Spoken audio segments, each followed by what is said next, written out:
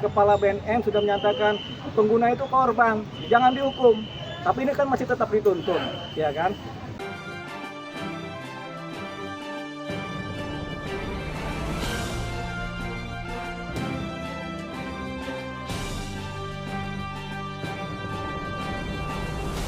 Sidang Faris RM ini kan setelah 2 kali ditunda, ini kan masuk pada penuntutan ya, 2 kali tunda, sekarang dituntut lah. Jadi 3 proses. Secara formal jaksa menuntut, pengacara membela, hakim memutus. Ini kan baru sesi jaksa menuntut. Nah, persoalannya adalah dakwaan ini kan dakwaan seorang Faris RM sebagai pengedar, ya, yaitu pasal 114, pasal 112, dan pasal 111. Itu pasal mengenai pengedar. Nah, si Faris RM ini kan sebagai pengguna. Dia sebagai pengguna, tapi kemudian dituntut pasal 114-nya pengedar utamanya lepas. Tinggal pasal 112 dan 111, ya. Nah, Faris RM ini dituntut 6 tahun penjara. Tapi dia adalah pengguna. Tapi tampaknya dituntut sebagai pengedar juga, begitu. Jadi kita kemudian akan melakukan pembelaan, tapi yang paling penting kan fakta-fakta di persidangan sama-sama sudah kita ketahui bahwasanya seorang Faris RM adalah pengguna, bahkan dia cenderung adalah korban dari narkotika. Nah, kalau kemudian harapan kita kemudian ternyata hakim pun memutus dia bersalah dan dihukum, itu tentunya kan orang yang sudah jatuh, kemudian korban sudah jatuh, bukan diselamatkan, tapi malah jatuh ketimpa tangga, ketimpa apalagi, ketimpa cat, ketimpa ember, ketimpa apalagi, sama ketimpa mungkin kepala gagang.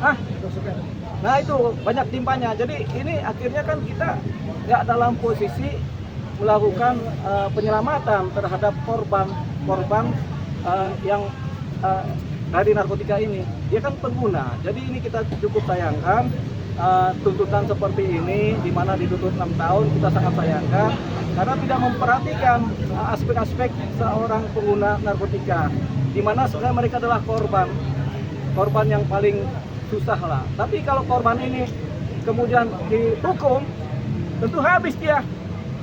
Masa dia pulihnya tuh nggak ada lagi. Sudah dituntut 6 tahun. Kalau dia putus hukuman juga 6 tahun, dia habis posisi dia. Gitu. Jadi kita tidak menyelamatkan seorang pengguna, malah kita menghancurkan. Ini yang kita sayangkan.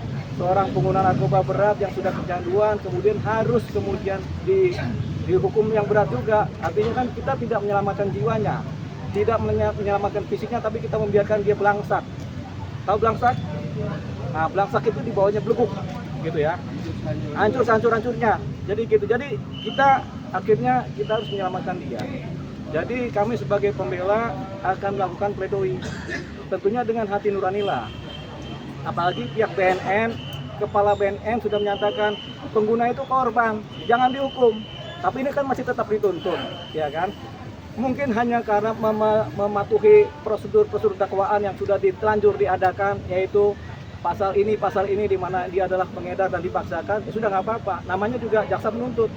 Gitu, sebenarnya ada posisi jaksa bisa menuntut lepas juga atau menuntut rehabilitasi juga, ada posisi, tapi tidak digunakan oleh pihak jaksa, tapi mereka tetap menuntut 6 tahun masa penjara. Ini yang kami sesalkan. Sebagai pembela, sebagai pengacara kami menyesal ini karena kami punya roh yang sama dengan kepala BNN, dengan BNN, bahwasanya pengguna adalah korban. Pengguna adalah korban. Jangan kemudian dihancurkan kehidupannya dengan tambahan hukuman. Nggak ada efek jerah kalau pengguna, karena pengguna itu kecanduan, harus direhabilitasi, bukan dihukum. Dihukum tuh nggak akan ada efek jerah, dia akan tetap kecanduan terus. Tapi kalau dia direhabilitasi, dia akan pulih dari kecanduan tadi dan dia bisa selamat itu. Ya, ini yang tidak diperhitungkan.